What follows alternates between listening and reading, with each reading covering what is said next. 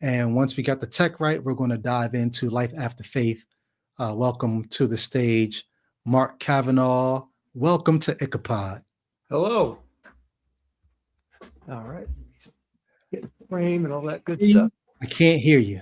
All right, let me turn my mic up. Can you hear me now? I hear you. Oh, hold on. Let me see, because maybe it's me. I think I'm hearing you through the wrong speakers. Give me a second. Let me change. You say something else? Check. Yeah, I've got levels here, but showing it in StreamYard too. So you're good to go. So we are straight. We can actually, I'm gonna give people a few minutes to get in, but the crowd hears you. I hear you. You are good to go. Before we even dive in, since we got the tech up and running, okay, what made you interested in telling your story? Wow. Well, as I said when we talked before, if it was a short time ago, I probably would have said no. Okay. I think I've got a few things to add. That's all. And I know there's other people out there they're struggling. It's everybody's journey is different, but in no way is it easy. So. And are you out of the closet as an unbeliever with the people around you, people in your life? About 90%. Okay. So there's a few people that, they know, they see changes in me. So we just haven't come down and, they know I don't go to church anymore. And my views on God and have changed, things like that. Yes. Are you careful about vocalizing your views, or do you say what you need to say when you need to say it? How do you do I it? say what I need to say when I need to see it, but I'm not sure that it's always wise. So, I mean, really, it's not always, for them or for me. I'll tell anybody anything if I think it'll help them, right? But if gotcha. I don't think it's going to, then we don't need to just, I don't need to fly that flag, There have been instances where I stopped myself from saying things like I've been in conversations with Christians who were questioning, and I would stop myself from saying more because I could tell at that moment saying more is probably going to be less helpful. Correct. Like you need to continue believing and wrestling with what you're wrestling with without whatever I would say. And so I don't say anymore because I know it's not always helpful to rush somebody to the door of deconversion. Right. And you can't really. I mean, I look at deconstruction as something that happened to me rather than something I did. So that's the way I think about well, this mic's really picking everything on the table up. It's a condenser. It's pretty sensitive. But I view it as something that happened. Just even to think about the way thoughts work, right? We can't control our thoughts. It's also the idea that belief is a choice. Well, I think that's nonsense too. We can't believe anything that we're not convinced of. Yeah. So how we get there, how that starts, the process is unique for everybody. So there are a few landmark things I think, how I became a Christian and also how I started thinking differently. But again, for me, it was a decade plus long process. So I wasn't, I think that made it easier, but then again, it was like a long, dark night of the soul. So it was it was lonely because I really didn't talk about it much. Like I said, people could see little things, but not entirely, so. Because you said I didn't know where I was. 10-year period. Yes. Yes. Wow. So go ahead. Let me take my glasses. Well, I guess I'm trying to wait just a few more minutes for people to get in, but my curiosity is welling up within me. Well, it's not a race, right? You know what I mean? So it's not a race. That's the thing that it's a marathon, not a sprint. Things happen in their time, So one of my I was thinking row your boat gently down the stream. Hey, we're not fighting the stream, we're just going with it, So anyway. I think that's one of the good things about having deconverted is, like you said, not only is it not a race, not only is there's no real pressure on me to deconvert anyone. It's like sometimes I feel like Christians look at me and feel like I'm trying to snatch people's faith away. I don't have any pressure to help anybody, like to deconvert people. Right. There's, I mean, I'm sorry, I cut you off, man. Continue. No, well, no. I guess the only thing I was going to add to that is my only real concern is that people know it's okay to question. Right. That's And that been is, like, I think there's a pressure that I feel to let people know it's okay to ask these questions and it's okay not to accept BS answers. I do feel a duty to get that out. But in terms of deconverting yes. people, there's no like, oh man, I almost had one. None of that is there for me. Mm-hmm. But as a Christian, there was that pressure. No, you need to get these souls. You need to save these people. Exactly. So, and in my earlier days, I was pretty evangelical. I brought a lot of people to church that wound up getting baptized. So, but there's no real drive to do that anymore. Yeah. And part of it, so I'm in the same kind of place. Like I don't enter conversations or relationships with the goal of changing anybody's mind that time. Maybe budge a needle a little bit, just share a little insights on it. It may not even be about religion or Christianity or whatever. It might just be about things about life, because it all kind of works together, Yeah. Yeah. Good stuff. Good stuff. Hey, thank you guys in the chat for letting us know you can hear Mark and everything is good to go. I'm going to give a couple more minutes for people to come in for the 8:00 show. People who are typically used to seeing the 8:00 exit strategy show. For anybody who's just coming on, I'll probably say this once or twice. I planned to do a call-in show starting at 6:30, but it didn't go public on Instagram and Facebook like I thought it did. So there may not have even been people who knew that we were here. So that's why it looks like we were on for a long time. We're about to start the actual Life After Faith episode now. So just so you know what's going on. Without Faith says, I'm so careful when it comes to talking to married women when their husbands are staunch believers. So I cannot wait to have a conversation with you. Without Faith, I don't know if I've asked you in any of the comments that you've made before. I know you make comments, and are you interested in doing a Life After Faith episode? Would you be interested in it? If you are, let's set that up, because I always enjoy your comments. I would love to have a real conversation with you. Even if it's not Life After Faith, if there's a topic that you feel like, you would want to talk about on the show, get at me. Let's rig something up, unless you're just content just to, to chime in the comments. Okay. Said absolutely. Okay. So I'll hit you up about doing that then. Good stuff. Good stuff. All right, so it's 7:59. Let's go ahead and just dive in. Welcome to Ichabod, y'all. Mark Kavanaugh doing Life After Faith. Can you just give us a good summary of who is Mark Kavanaugh? Wow. Okay. And I'm going to throw this out there because there's somewhere I'm going to go with this. So I would call myself a new evangelical, atheist, agnostic, Catholic, conservative, libertarian, liberal, all those things. And it's not because I'm any one in particular. What I'm getting at is what naming things does and what labels do. So one thing I found, like I used to sell cars, and people would say, well, you sell cars, you sell used ones? Oh yeah, I sell used cars. And people would look at me, they put a label on me. They have an idea of what a person that makes their living doing that, right? So at that point, what you put on a label, used car salesman, people put on, you become a character in their mind.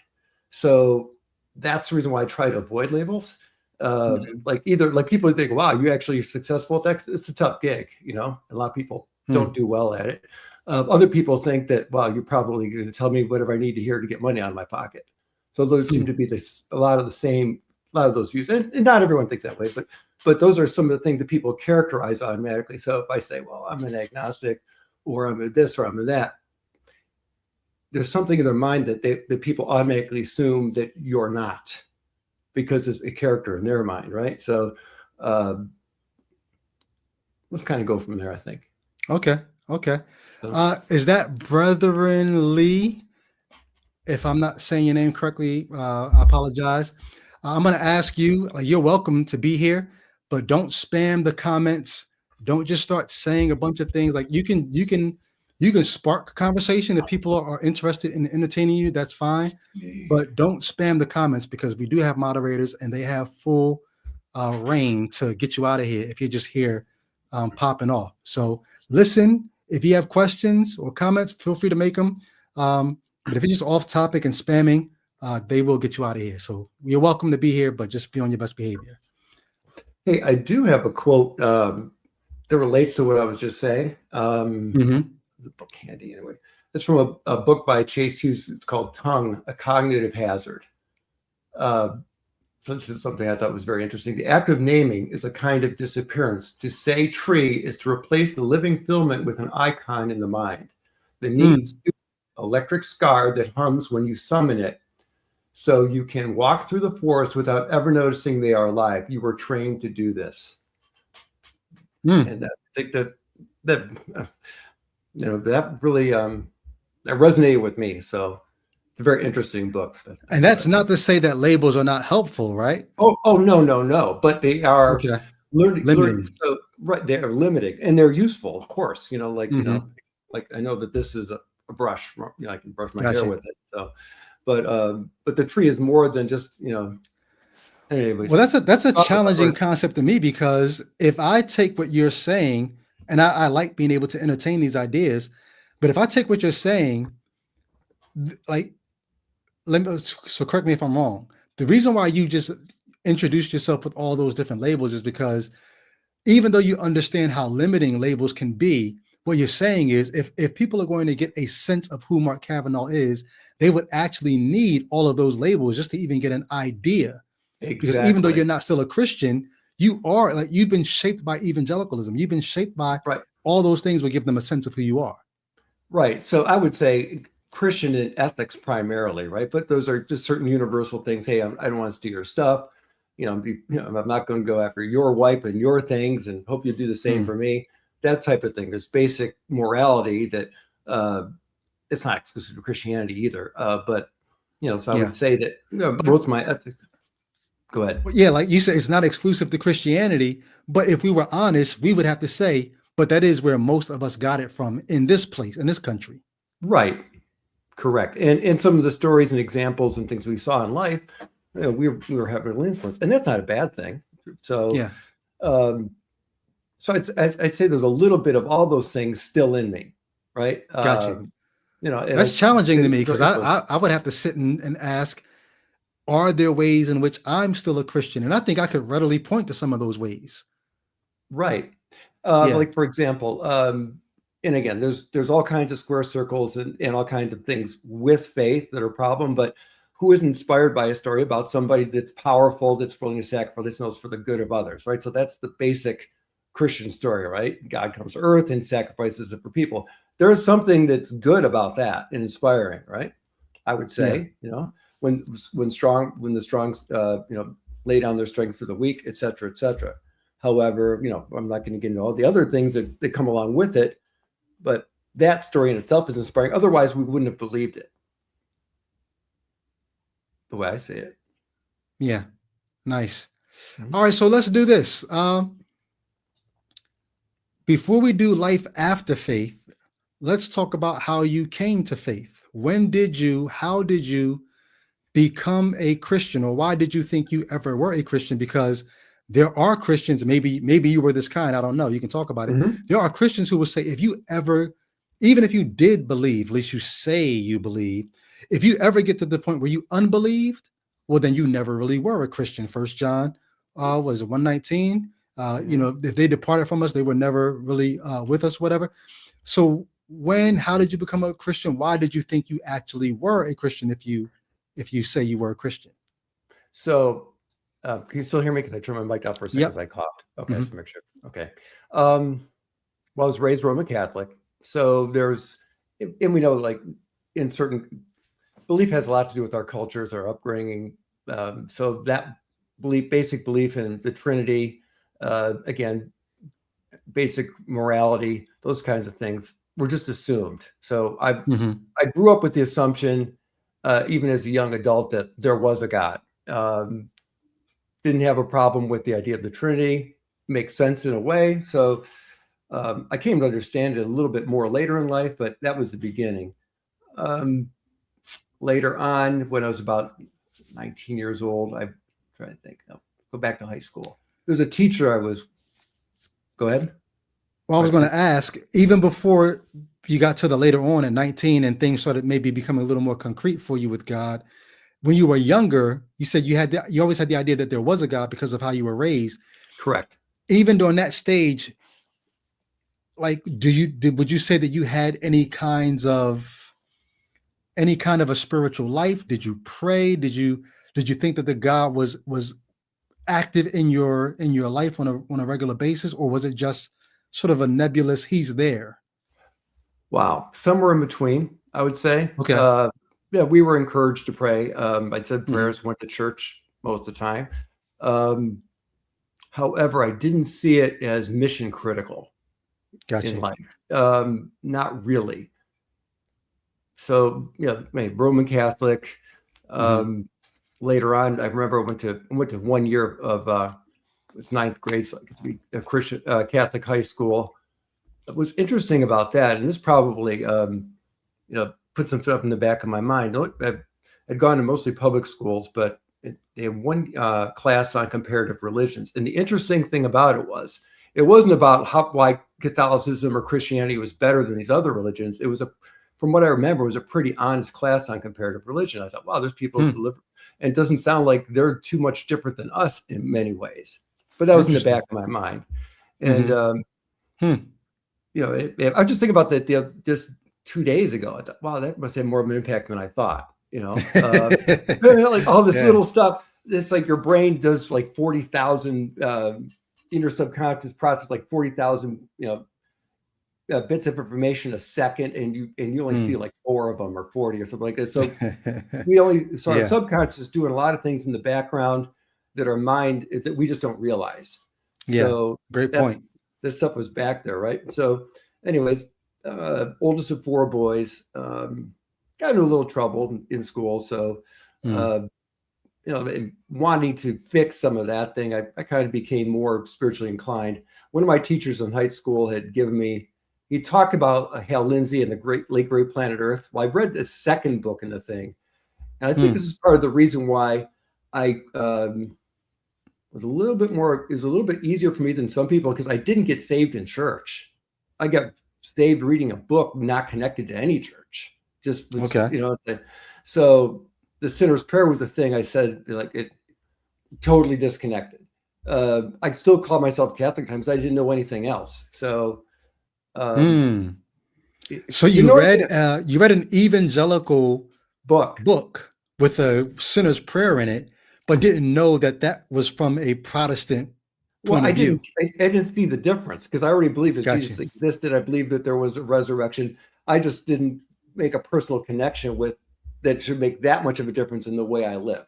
You know what I mean? Not saying that so I was it's just hard to, there's a lot of guilt and things that come with Catholicism, or all Christianity, really, like, like you put Jesus on the cross, yada, yada. So that's kind of what happened there, man. So, but I was connecting with it and wanted to change better, live better for God. So then this year or two later, I was working in a print shop, and the guy invited me to church. So it was a place called the Gospel. So hold on, real quick. Between the time when you said the sinner's prayer, and then 2 years later, when the guy invited you to church, did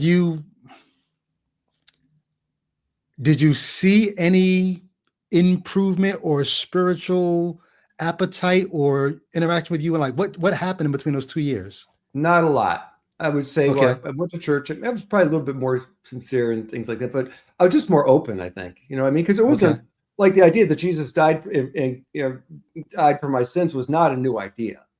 Gotcha. So I think there was more of an emotional or more of a personal connection. You know what I mean? So it didn't require a change in really believing what I'd been taught at that point, at least from what I understood. So I didn't see a big difference. So maybe I became a little, I was a little bit more affected in my day-to-day life by what I was thinking, but I didn't. It was still just a background thing, but there was a marked change, and that's and when I went to the Gospel House Church with my friend who I was working with, they did evangelical altar call. I went forward. That kind of cemented everything, and then things Why did you started. go forward if you had already said the sinner's prayer, and I like don't why know, go man. forward? Just seemed like the thing to do at the time. Maybe a Okay. recommitment. I don't know. I just didn't understand much. You know what I mean? So I read a Mm, book and said a prayer at the end of it. Didn't know anything. So okay. thought, well, this is the thing to do. So I did it. Okay. I was, so, and which is, So you go forward to the altar call. mhm. You say a similar prayer to the one you said in the book. Did you think at that moment, like, oh, again? Okay. Like, Well, it's like what yeah. do you? I didn't see a problem with it, right? Saying, Okay. oh, you just.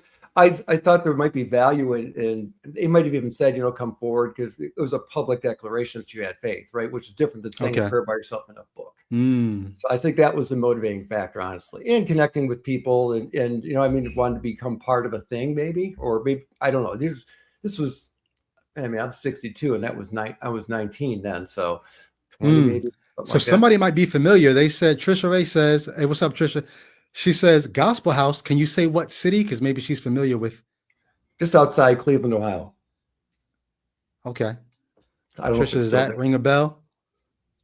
Is it, as far as you know, Mark? Is that a international or not? Is it a national ministry where you I think it was you got different independent. gospel houses in different I think cities? I think that was an independent thing. I thought it was just an Okay. evangelical, as far as I know. Again, I only went there a few times with my friend from work. Again, it was I don't remember, She but says, I went to that church for 17 years. wow, that's a Wow. long time. Okay, y'all might know each other. Um, so okay, you go up and you say the prayer. Did you feel anything? Did it feel different? What happened as a result of that prayer? Yeah, there was definitely a connection. Again, I felt a little bit more committed. Maybe a Hmm. lot. I don't know. You know what I'm saying? We don't always, we do things and we think we know why, and sometimes there's more, Mm, even when it's at the top of our mind, so, but it okay. made a difference. I started, I said, I went to church. I was on the west side of Cleveland. That was on the east side.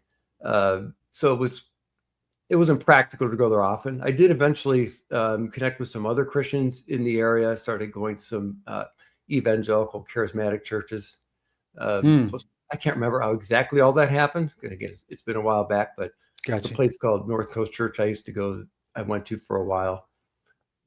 So with the evangelical charismatic, when you're in there and you're seeing the gifts of the spirit and all that, are you thinking this must be God? Or are you thinking, how can this be God? What are you thinking as you're seeing the charismatic gifts?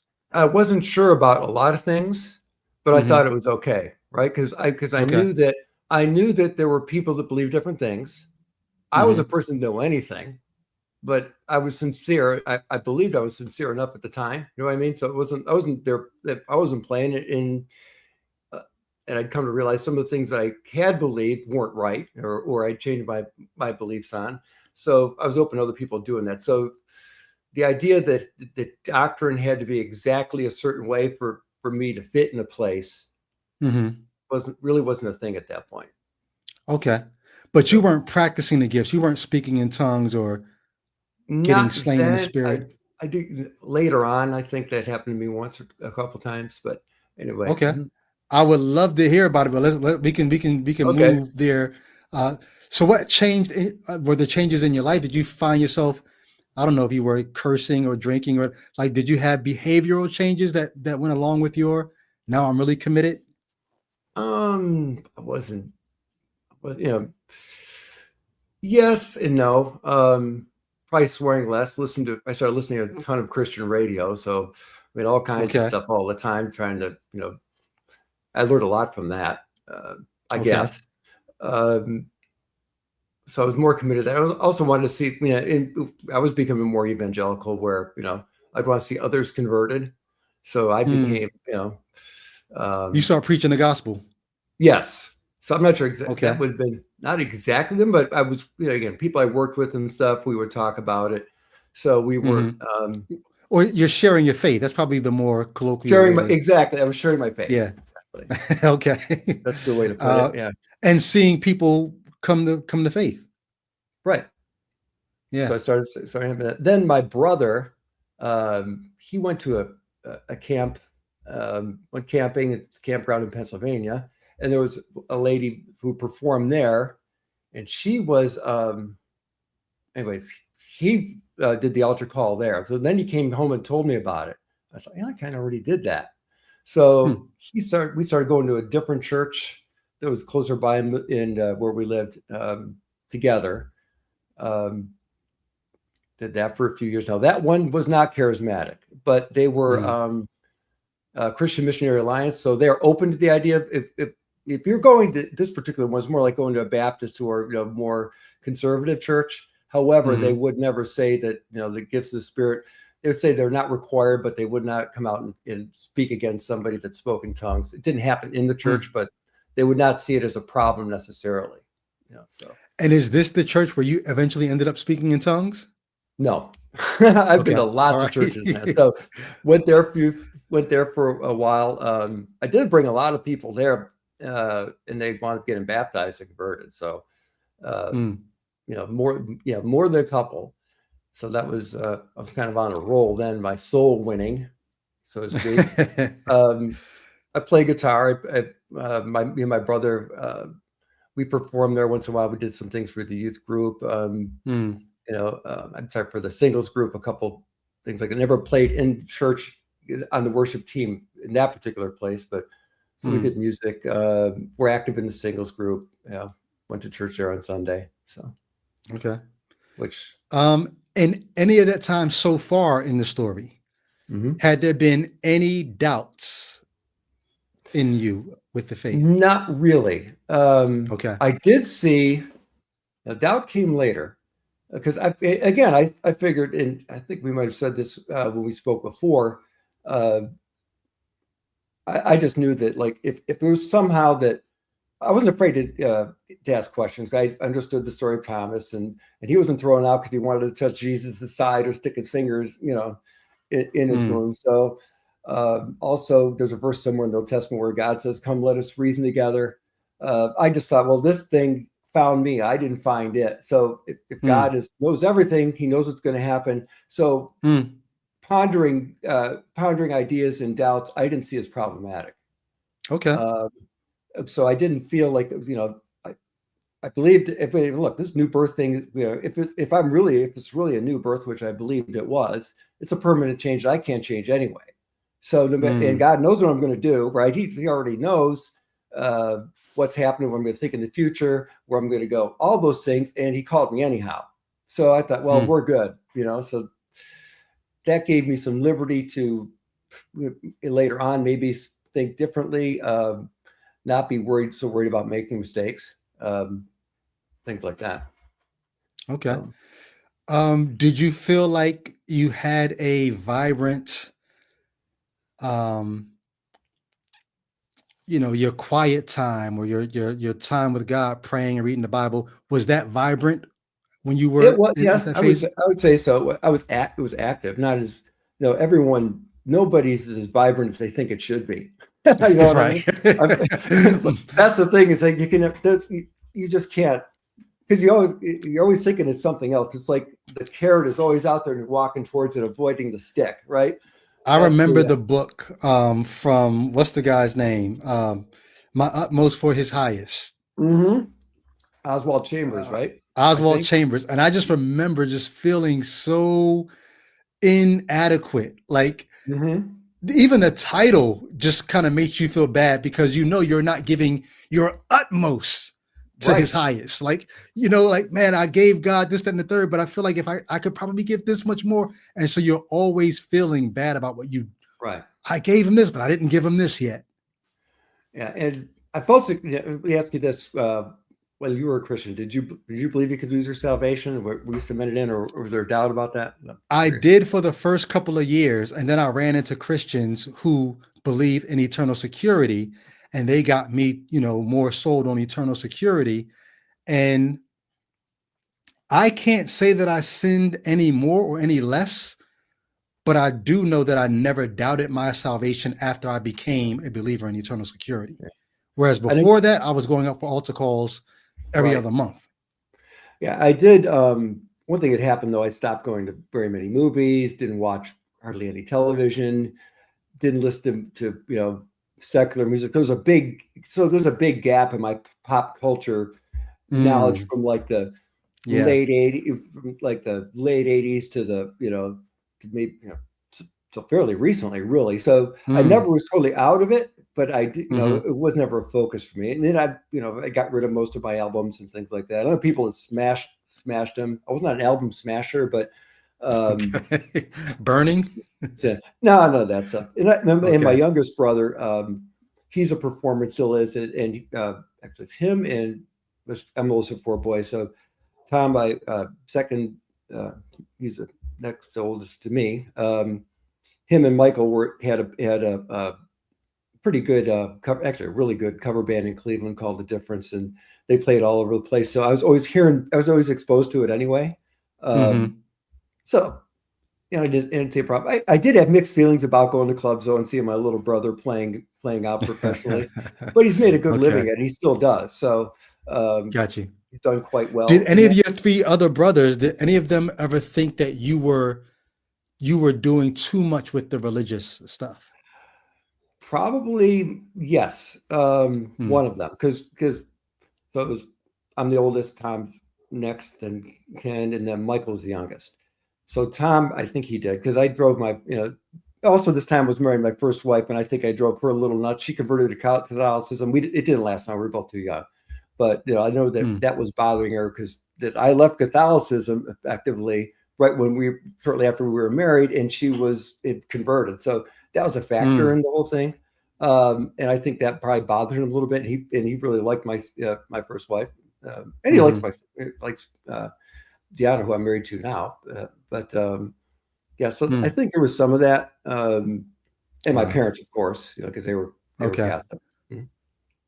So, and in their Catholicism, did they? Because I remember when you said the sinner's prayer with the Hal Lindsey book, you didn't necessarily know that it was Protestantism. Right. Um, did your parents and your brothers, did they realize, okay, you're Christian, but you're not what we are anymore. You're that. Did Yeah. they see the difference? Yes, that was an issue, Okay. but Mm, based on what I believed. So I was always pretty open with them about talking about things. So they just wish I continued being Catholic. It's gotcha. part of your identity, right? I mean, that's the Yeah. so I think the thing that allowed me to be free to move was the fact I was converted without really any affiliation with any particular religious thing except for a book that talked about the end of the world coming. Okay, that sounds like bad news. What else? Oh, geez, Steph, I said, well, that sounds like good news. I'll go with it. So I'm okay. Okay. This is maybe this is all I have to do. You know what I mean? So at the time, you know, Now, in your journey so far in the story, did you think that it was possible to lose your salvation or no? no, no. I Okay. was because I just thought that there. I mean, I would run across people that thought that, but I was like, no. Again, if this thing would never happen if it was up to me in the first place. Second of all, Mm, if there was a way to screw it up, I would. So got you. I was able to move forward. So I was pretty Okay. consistent in that belief from the beginning. Once I Before we even thought begin about to get into how the doubts start coming in, do you mind talking about the speaking in tongues? Like how did you get the confidence or the wherewithal to dive into that part of the religion? it. Okay, so kind of all these timelines, man. Um, so I I made a couple of new friends, and they had a band, so I just started playing in their band. Christian bands, original music. We played around coffee houses, stuff like that, and never went that far with it, but we had a lot of fun. And they went to a church. So I was at for a while. We all stayed together too. So we rented a house Mhm. together. It was kind of like a commune, but not really. We all just chipped Okay. in for everything. I still went to the Grace CNMA church. They went to a church. I don't remember what it was called, but one of the guys in the band wound up marrying the pastor's wife. So we wound up going there all the time. And that Wait, was wait. He ended up marrying the pastor's wife? the pastor's daughter. Not I the was pastor's about to wife. say, Sorry, man. what kind of church is this? Whoops. Okay. So that was a full-on Pentecostal church. I got bopped on the head a few times, and I Mm, guess I'm supposed to fall down, that kind of thing. And you know, hmm I don't know if I ever really spoke in tongues. I kind of wanted to, I mean, or some gibberish, mm, but this is the real thing or not. That gave me some doubts there. Like, what is this actually happening? But it's kind of went with it. mm, Um, I think a lot of that stuff, that channels, I think a lot of that is method acting. Even if you actually don't know that you're method acting, that's the thing. I don't get into that too much, but it's just influence and just going with the flow. It seems like the thing to do. No. Down you Get go. into it if you And it mind, because feels it might good. help somebody who's watching. Get into it if Right. you like. Oh You yeah. call it No method acting. Say a little more about that. So I think like you think you're supposed to do it, feels like the right thing to do. Other people around there encouraging you to do it, and it's cool and it doesn't feel bad. So you're not going to get hurt. It looks a little strange to Mm. people that are outside of it. So that's why I looked at it. Now, did I, I think we're just trying to formulate a thought about this.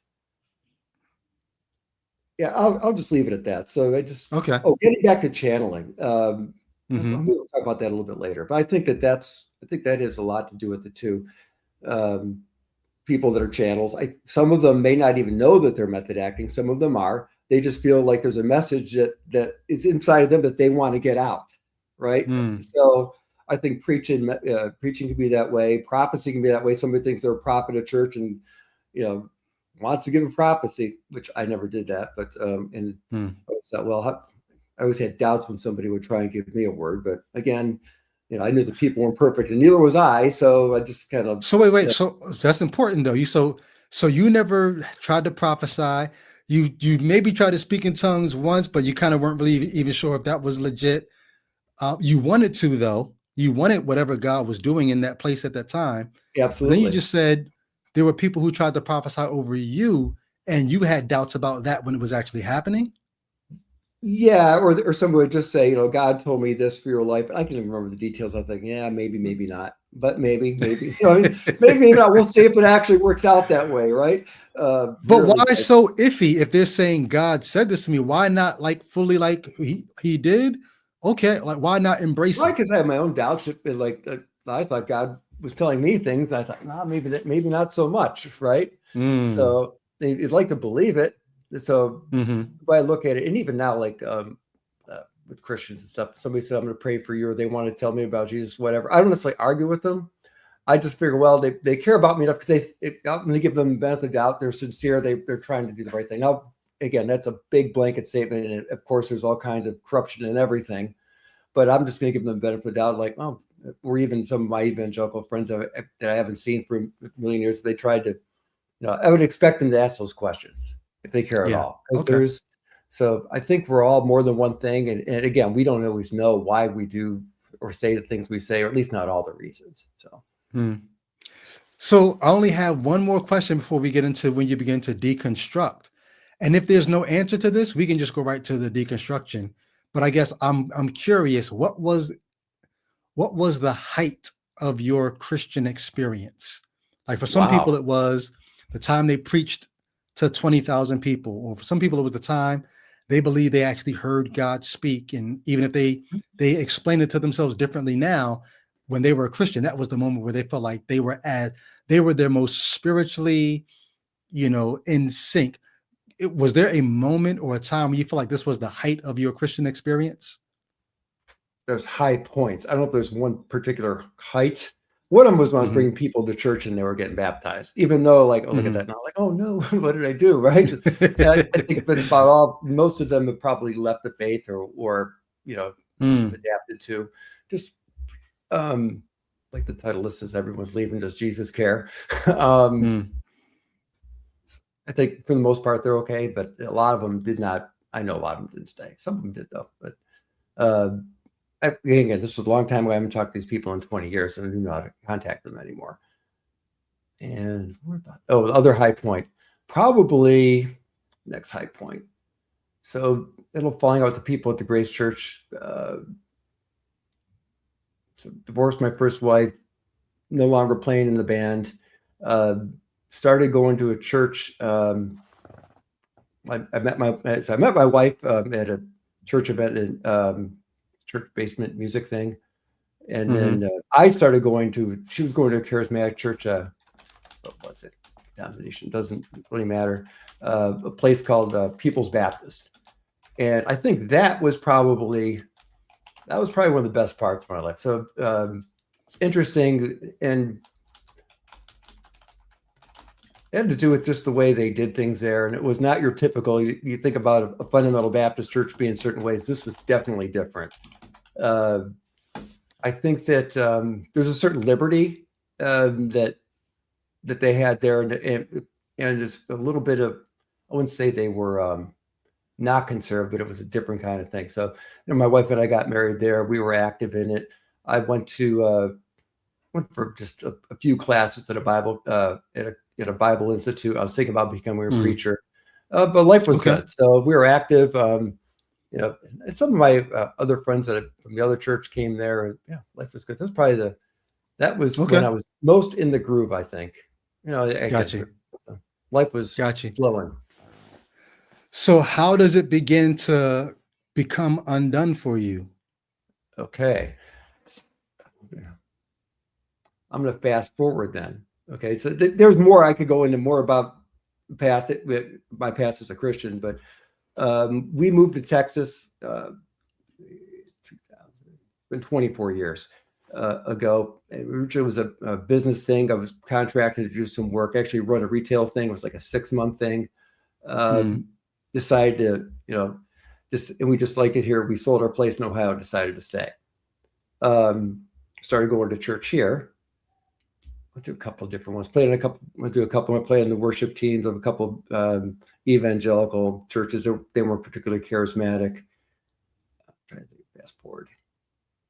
Oh, so, and I was working in sales at the time. That's pretty much, I made my living in sales my whole life.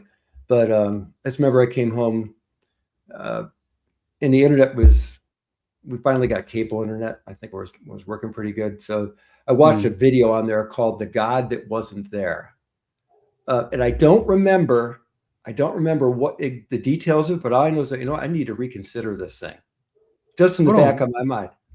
Why did you even watch it in the first place? I don't know. I don't remember. I just remember I was on there and I ran across it online, and I thought, that's interesting. The God who wasn't there. I was just curious. I would say curiosity.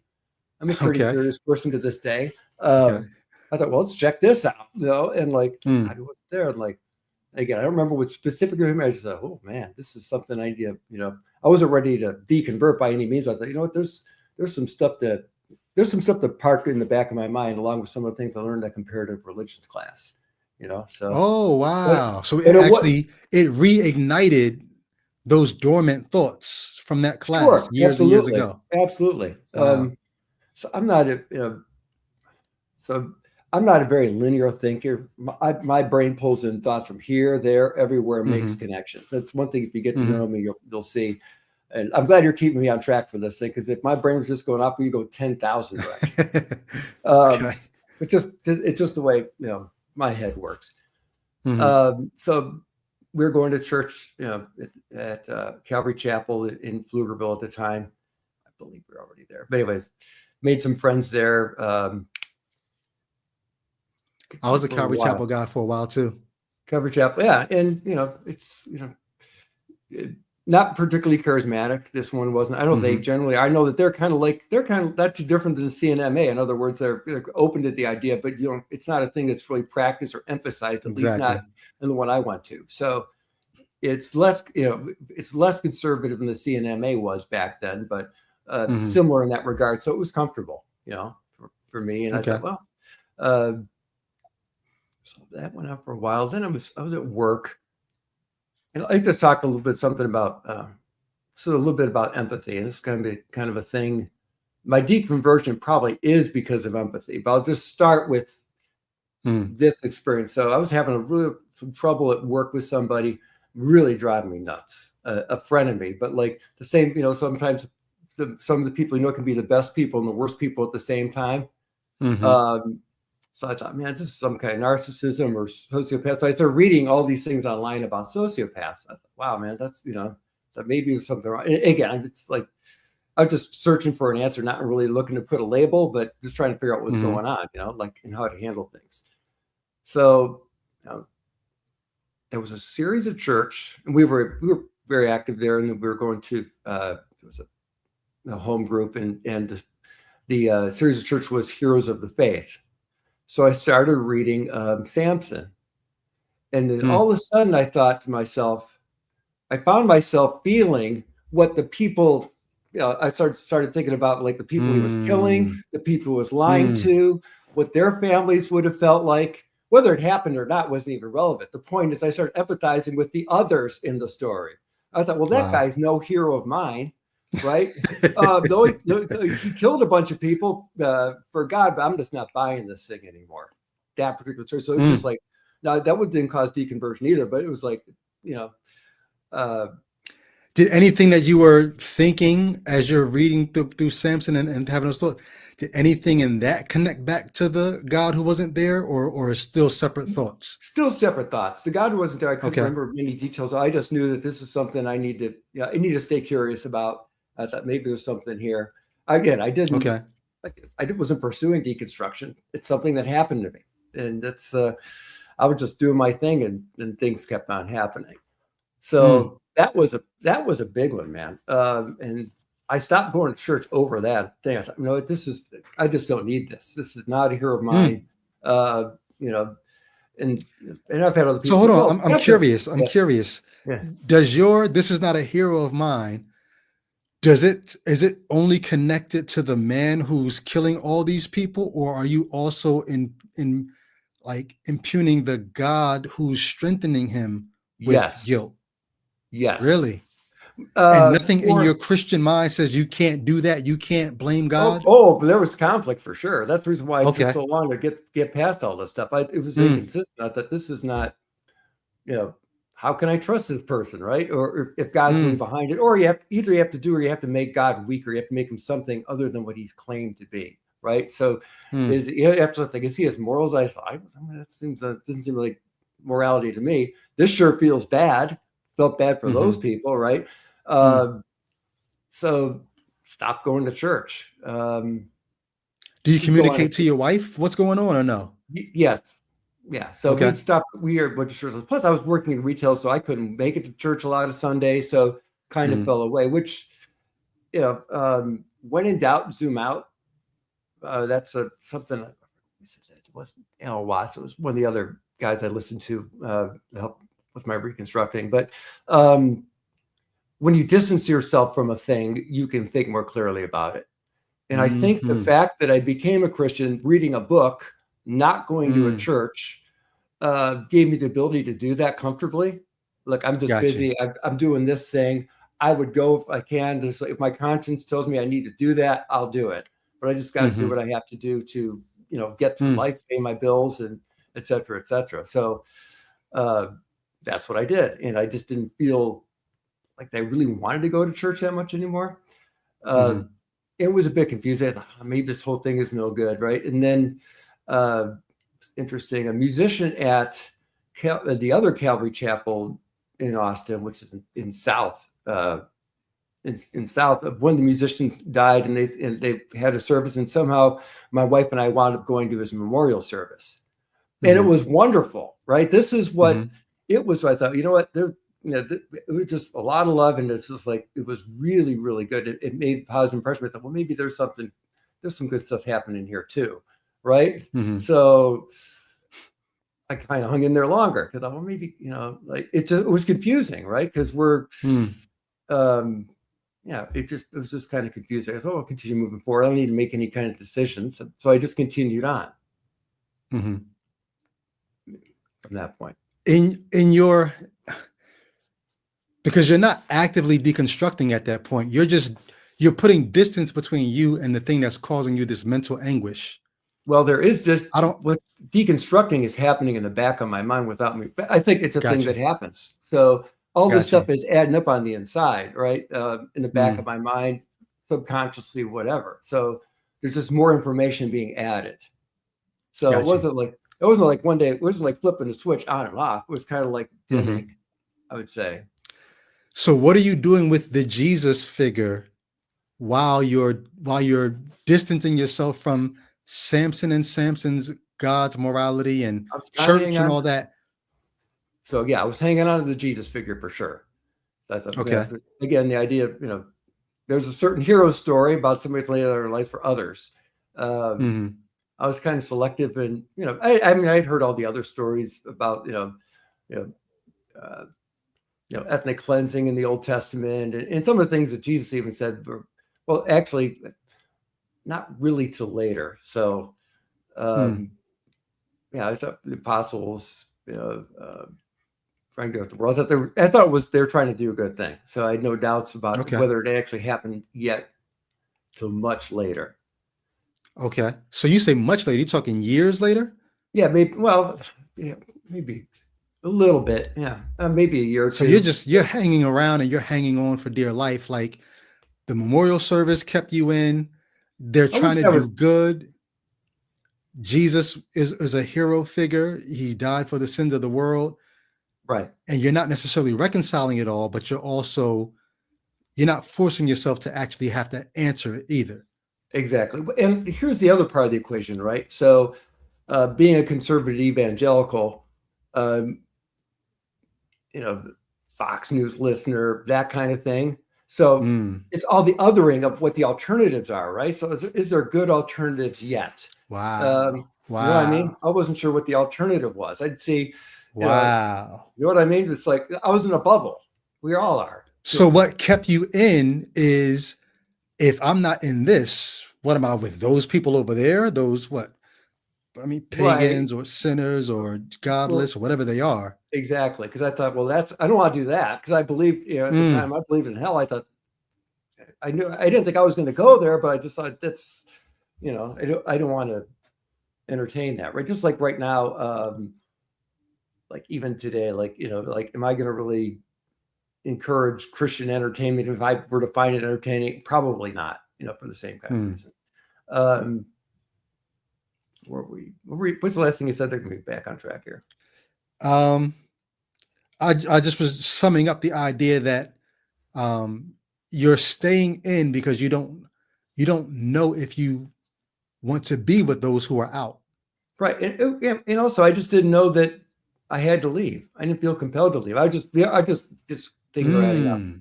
So for a while I Wow. worked So hold on, yeah, that's interesting too. To say I don't necessarily know that I have to leave. I can just be in with all these questions. right. Exactly. So Okay. going back to the friend of mine that used to say something, he used to say, Mark, if it hurts bad enough, I'll change it. Well, apparently it didn't hurt bad enough. You know what I mean? And I was Mm. comfortable. So something like that. I was working in working for a Wow. company, a marketing company. I was the rep to actually all the phone carriers. My job was to go on there and promote Windows Phone and do merchandising and training, sales training or events, and give them all that kind of stuff per year. So I covered a large area, so I had many hours of road time. Hmm. So there was a guy called Stefan Molyneux. He was an atheist, and I started listening to all of his stuff. He started his podcast by like driving in the car and then hitting the tape recorder and then recording, putting it on. So a lot of the things that he had to say were giving me even further. Maybe this isn't so And good. why But did you start listening to him? I don't know. I can't remember how I even Okay. ran across this. Something again. This was over 10 years ago. Yeah, probably over 10 years ago. Yeah, because it was like 12 or 14 years ago. But again, I started deconstructing, started finding more and more holes in the boat, right? Best way to describe it, I guess. So I realized that Yeah. just because someone's an atheist doesn't mean that they're a bad person. They're not necessarily more moral. You don't need religion for to Mm. construct moral. So here's something that really helped me. He wrote a book called his idea was, and how morality works. It was universal preferable behavior. So it's not saying that Mm. so like you and I were both Mm. speaking English, right? Right now Yeah. we speak English. If I spoke Japanese to you and you didn't understand it, you're speaking English to me, that would not be preferable behavior if we want to communicate. Right. So that sets a baseline that there is a way, you know, there's a right way and a wrong way to do things in some ways if we're trying to accomplish a goal. So universally preferable behavior.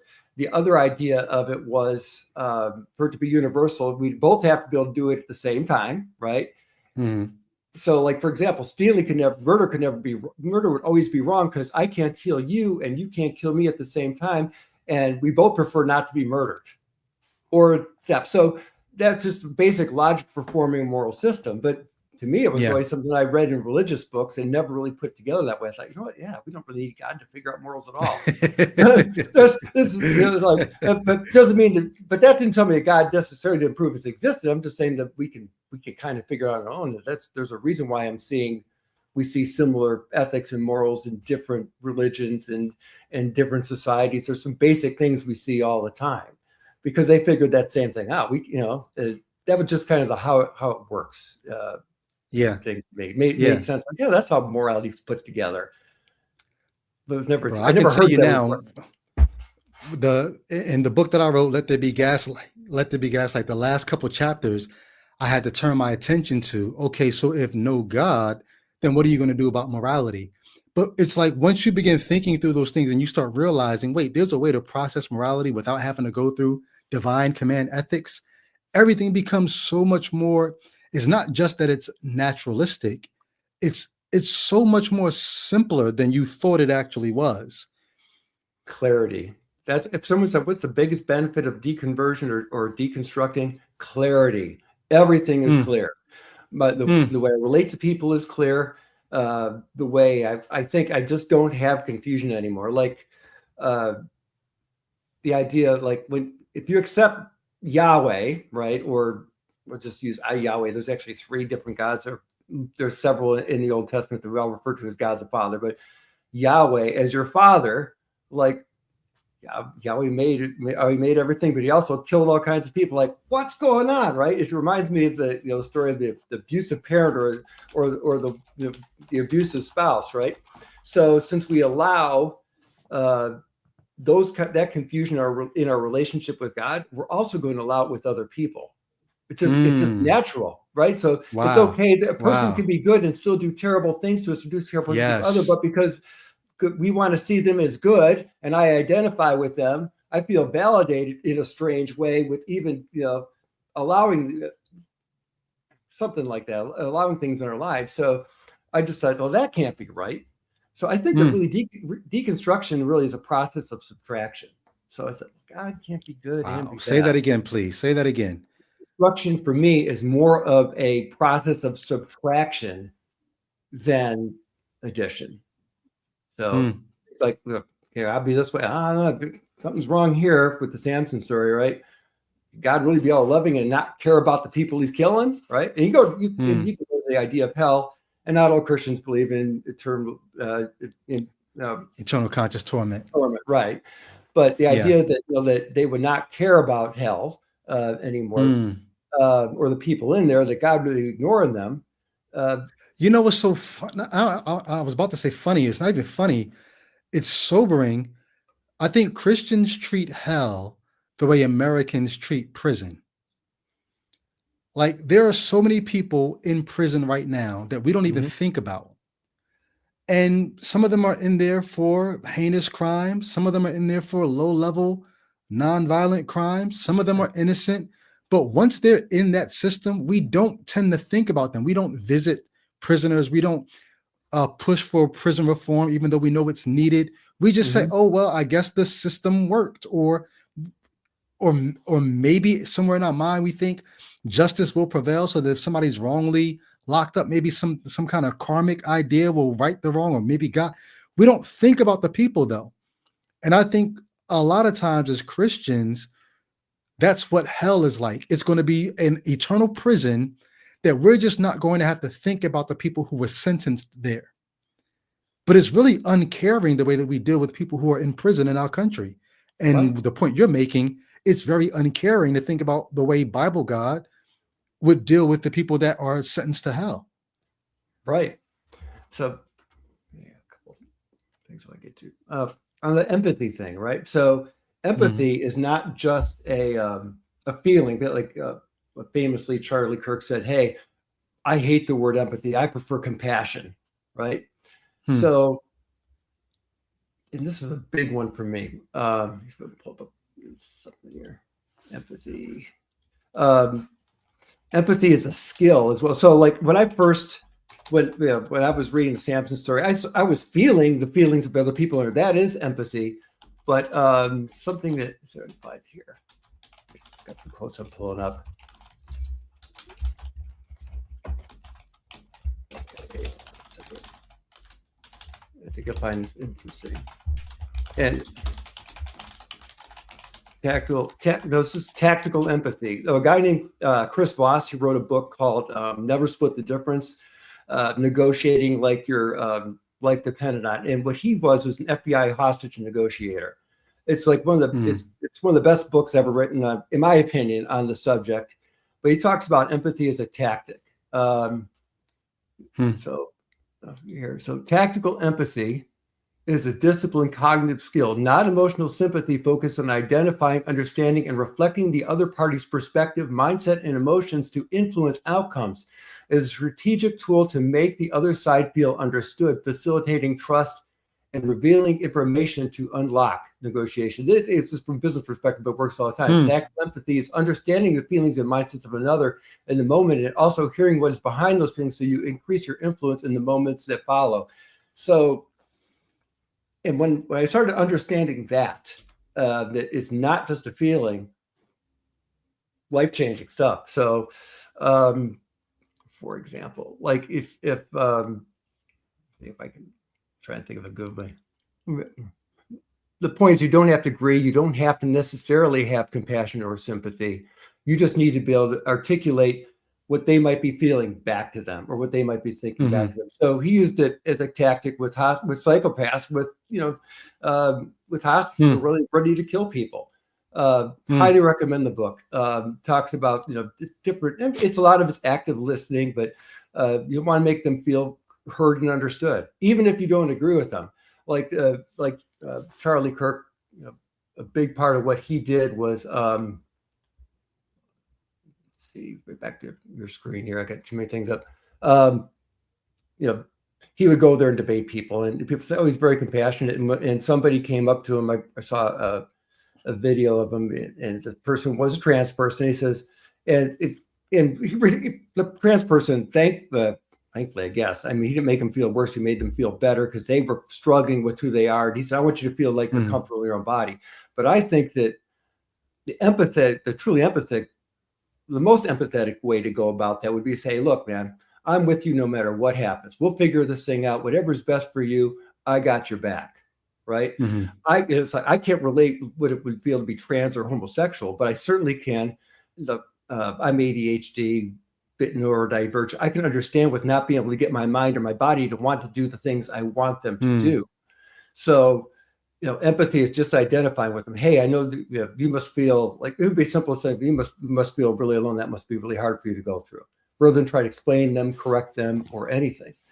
What the con, I hear a con here. Sure. Because I'm always weighing things up against what I was taught from the Bible. And the Bible makes Jesus seem empathetic. The Bible makes Jesus seem like God's empathy. Like God became a man, and no temptation has befallen you, such as that which is common to men. And then Jesus actually came in, and he supposedly undergoes all the temptations that we go through.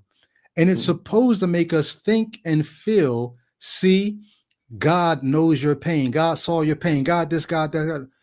But if you think about the human experience, and you think about the prospect of having to believe something that you can't prove, like, there's no way that you could say God cares about our feelings. God understands what we're going through. Jesus is not going through, like, even the whole, my God, why have you forsaken me, is not Jesus being empathetic with us. Because if the story was true, he knows he came from the Father. Right.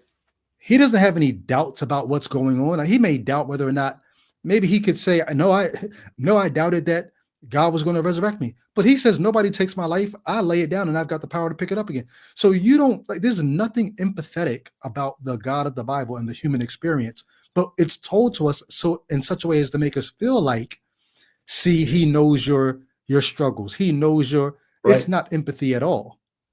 Yeah. I mean, he was God, right? He had it. So to say that he could totally relate to the way the way we are, there's no way. He doesn't know what it feels like to fail. It was impossible for him to fail, right? Because he didn't. Because if it was possible for him to fail, it would have seen one failure. So, yeah, it's a big square circle, man. I keep finding those.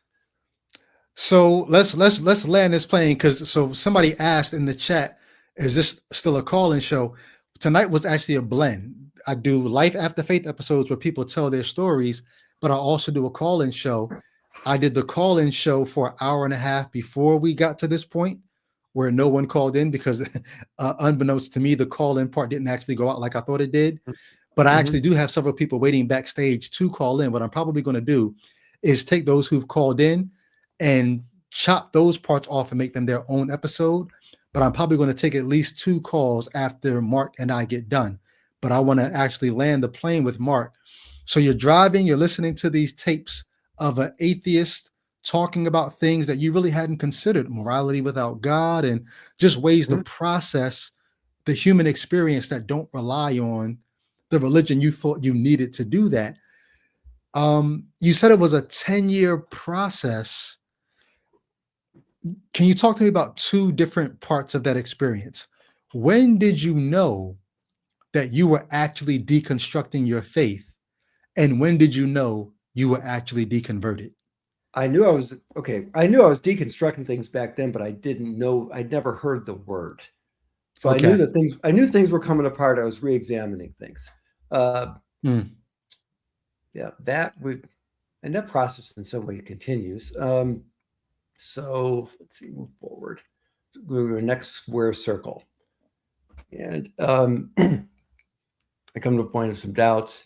I started running across some other stuff on YouTube. So some of the new atheist things. One in particular. And about what year are we talking? This is a bit okay. I'm going to fast forward to maybe about 4 years ago. Okay. 3 years ago, something. Actually, it's been about 4 years. So I started running into other people. Like there was a guy, Pine Creek. He would talk about the real problem of evil, and basically what he calls the real problem of evil is, well, if God is perfect, He's a Trinity. He's all together. Like, you know, it's all love. It's all perfect. Why did He create anything? Right?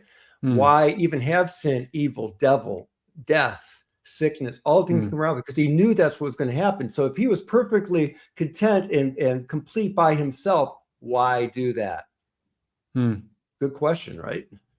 Pretty tough one to answer. So that one's like, so that threw another. Hearing that was like considered that wow, you know, there's more square circles. Let's see if I think of another one. But that was a major one there. There were a few other stories on morality and things like that. And are you talking to the Christians around you about, hey, this is problematic and I'm struggling with this? Or are you dealing with it on your own? Just a couple friends of mine, I think. Yes, I would talk about that. And then they would have to defend whatever it is, whether it was the Samson thing or evil, or another one that he had a pastor on there that he would tell. He had a pastor who was talking. He says, you know, if let's pretend we're it's the days of Noah, right? And God says to you, now I already know what I'm going to do, but I just want your opinion on this thing. So you're not going to change my mind. So I've got all these people down there on the earth. You know, they're kind of terrible. Don't like them. They're not following me, doing all kinds of bad stuff. I can do one of 2 things. I can poof them away. They won't even know what happened. They'll just disappear. Or I can drown them all. Flood the whole planet. Everybody dies. So what would you do? Poof or drown? Watch this pastor say, absolutely positive I'd have to do God's wrath. I have to say drown. So I run into that all the time. So you run into moral things like that. I'm thinking, if it was your own kids, you drown them? If we actually went, and the next thing we said, well, God comes up to you today and says, look, my, in 2 days, your kids are going to die. So they can either drown in the neighbor's pool or it can poof them away. And the guy still said, drown about his own kids. I'm like, this is just nuts, man. I just can't be doing anything about this. I'm not playing around anymore. So those couple of things are like some low points that I was about done at that point. Then I started listening to more stuff like Alan Watts and different ideas and things, and just kind of backed away. But I just kept on thinking, God is like this. He can't be that way. That God cannot exist. So I'd say I'm an atheist that the God of the Bible is a moral force, all-knowing, all-knowing, omnipresent. And other things like I would say, well, God's separated from you, and he knows all the details of you. And like probably the smallest detail they could think about was the number of hairs on your head. But supposedly he knows everything and he's everywhere. So how can he be separated from a thing that he's intimately involved with? So this is just nonsense. I just knew that it was just nonsense, and I started watching other podcasts. And were you already prayerless by that time, or did any of these ideas make you stop praying? So you were already prayerless. Yes. Not reading the Bible anymore, or still reading the Bible? Not reading the Bible anymore. Okay, so you pretty much had. Right. Okay. I wasn't coming out saying I don't believe anymore. So that's why I say I'm an agnostic. And most people think an atheist say, there is no God, I know it. Well, nobody knows that for sure. As an agnostic, I'm open to ideas. I just know that the God I believe in just can't be. And I'm good with that. The idea that like maybe the universe, I guess people say, wait, I'm probably influenced by Taoism, Buddhism, some spiritual stuff. I'm just kind of open to those ideas. It does seem like sometimes the universe does reflect back who we are.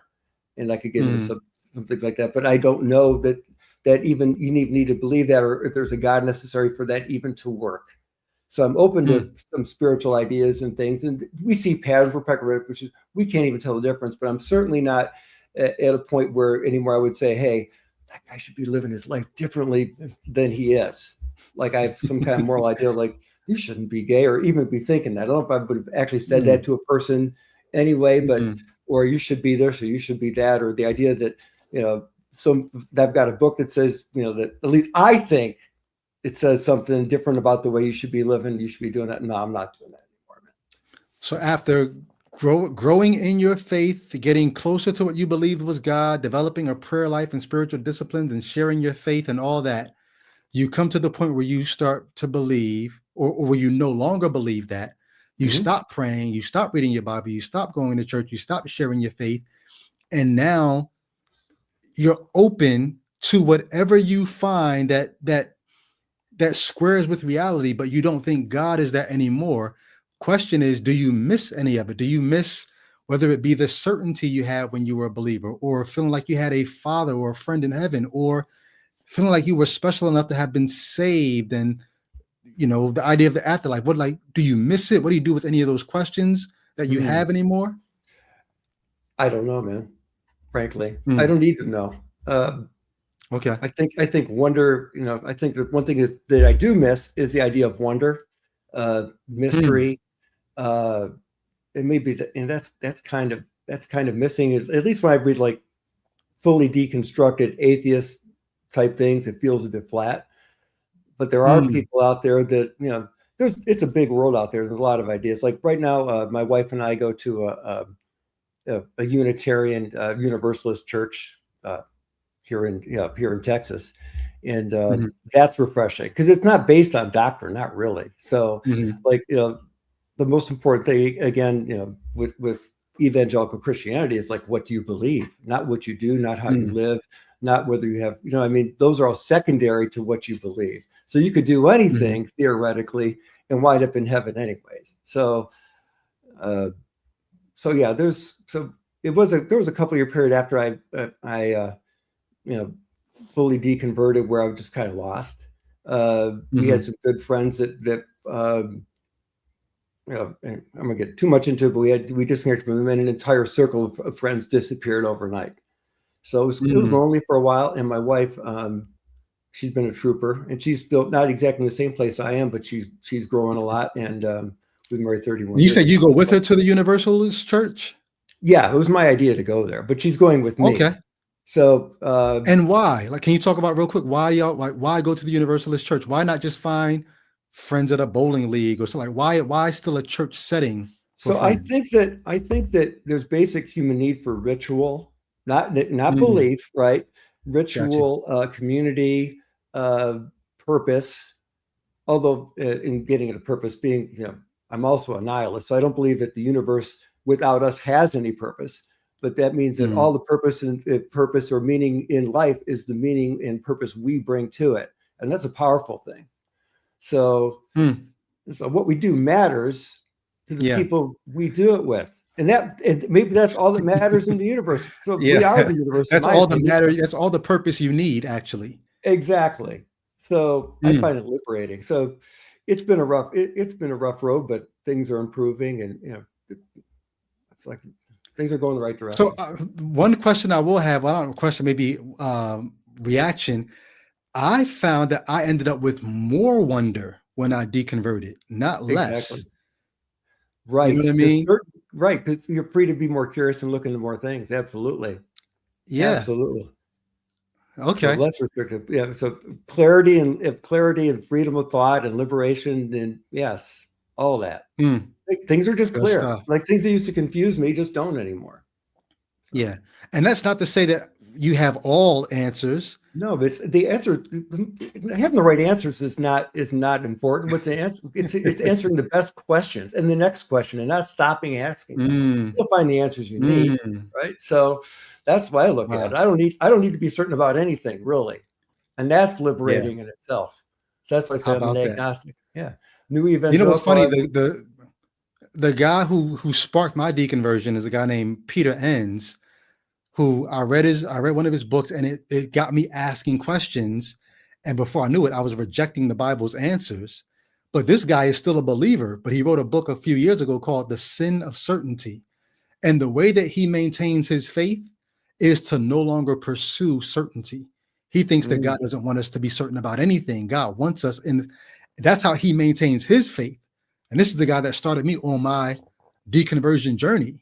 I'm completely out of it. He's still holding on, but the only thing that keeps him is I don't have to be certain. I'm like, look, I don't have to be certain either, but I'm certain that's not true.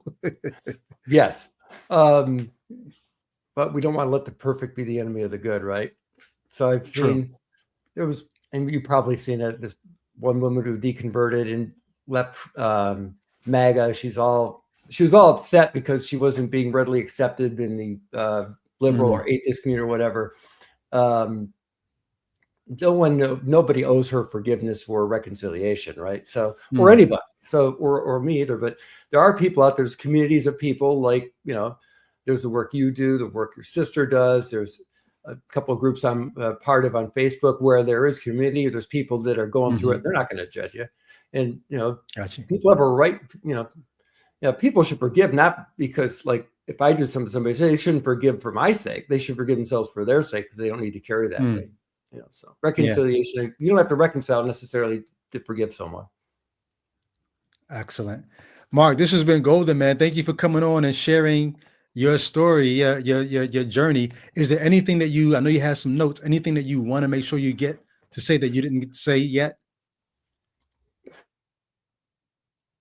I'm just say stay curious, people out there, because people say, Stay "Do you curious. have any advice?" That's the only advice. Oh, another bit of wisdom: stay curious. And then the other one is Mhm. one of Chris Voss's. He says, "Never make anybody mad that can hurt you by doing nothing," and that is everybody. So be kind, be empathetic. Just at least try to understand people, let them feel heard, and I Mm. think go from there. And that I think that's enough. That might be the best Wow. thing you can ever do for somebody is let them know they matter. Excellent.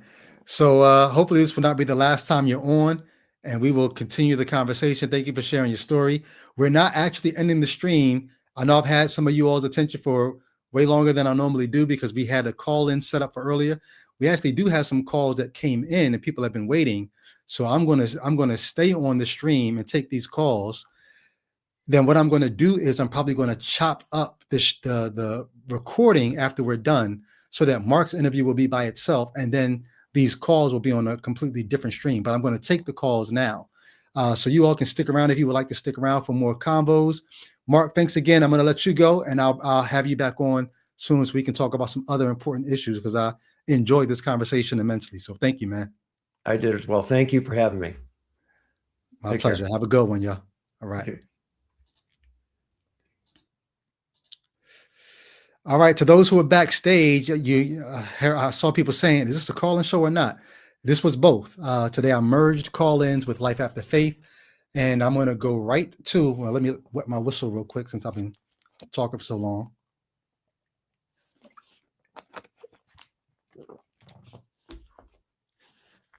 And my mic didn't go out, but maybe that's because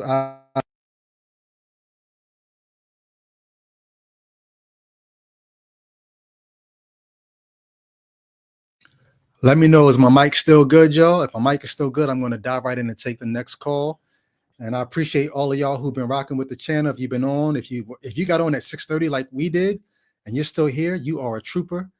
If you're a Patreon supporter, just give a shout out to all these folks on the screen. Thank y'all. You said I jinxed it. Is it doing it now? Please don't tell me it's doing it now.